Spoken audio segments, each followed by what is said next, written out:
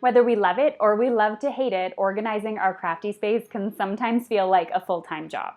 And I'm excited to say I think I've found the solution for that problem.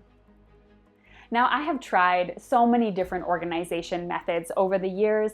Having moved 6 times, I have found a few organization methods where I say that works so well for my space and I continue with it to this day.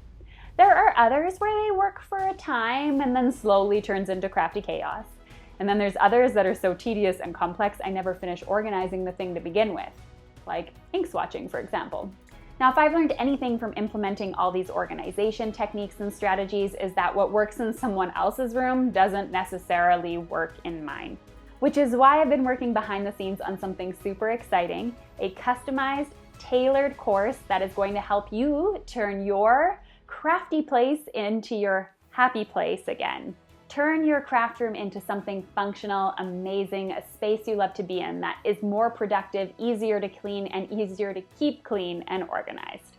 It is so easy to develop craft envy when you're scrolling on your phone and you see all of the beautiful craft spaces that are Martha Stewart magazine ready, white, not a stain in sight, and perfectly organized. And you look at them and you think to yourself, wow, it would be amazing to have something that beautiful. Well, if your space functions and you can be creative in it, then it is a beautiful space to you. So I'm hoping that what I have planned will help you see that. So I have a link below in the video description if you want to hear more. I'm so ready to launch it, but it needs a little bit of tweaking still, and then you'll hear all about it. Now, of course, the point of this video is, of course, not to drop hints and tease you about something upcoming, but to show you obviously something productive. So I have spent a lot of time thinking about my ink blending foam tools and how I organize them, and I wanted to show you how I do it because it's quick, easy, and simple. So when I first started ink blending, I owned just one blending tool and a few of the refills. So I'd go and happily do my ink blending, love the results, and then I'd have to go to my sink and wash all of the foams and then wait another day for them to dry so that I could use them again. I mean, it worked for a certain amount of time, but it definitely wasn't ideal. So I decided I didn't want to wash them anymore, but I was on a student budget and yeah. Not a whole lot of options out there for anything more extravagant, so I went to the drugstore and got myself a bunch of makeup sponges. I solved the problem of having to wash my foams because I used a makeup sponge for each one of my colors. The only thing with that though, they were kind of difficult to store because I could put them in a Tupperware container, loose in a drawer, on top of the ink pad. They always managed to get mixed matched. So I went to YouTube to see what other people were doing, and I came across a video, and the person had 60 ink blending handles, one for each one of her distress inks. And I thought to myself, that's amazing. So I saved my pennies, I stopped buying stamps for a while, and put all my money into buying 60 ink blending handles so I could have it just like her.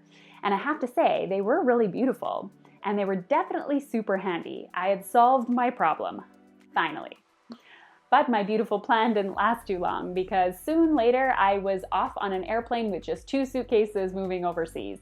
And 60 ink blending tools don't exactly have priority in a suitcase when it comes to packing up your whole life in 2 suitcases. So I decided I was going to keep 5 handles, just 5, because when I'm ink blending a card, I don't ever use more than 5 colors. So I could put the foams on, I have my 5 handles, and I'm good to go. So I was going to invest in the foam refill packs when I got to my destination.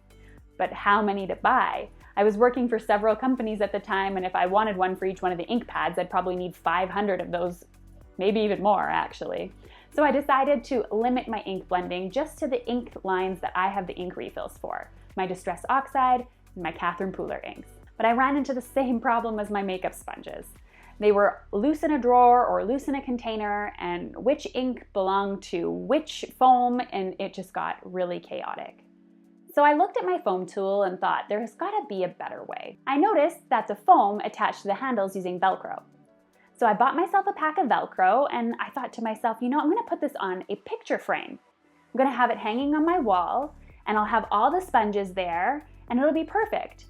And then I thought, well, wait a minute, every time I take one off, the picture frame's gonna end up crooked, or it's gonna fall off the wall, and I'm gonna need a really big picture frame. And my real estate for wall space in here is precious. So I thought to myself, what about an album? So I went over to scrapbook.com, because where else do you buy a scrapbook album? And I was checking out the coming soon section and saw that they were coming out with 6x8 albums. And I thought, what a great little size to hold my foams. This is amazing. So I went to my word processing program and I created a 6x8 rectangle. Super easy.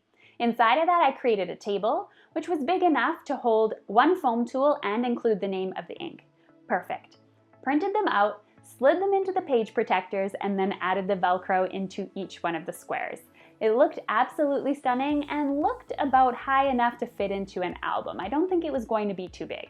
So I was able to finally put them in the binder and give them a little bit of a home.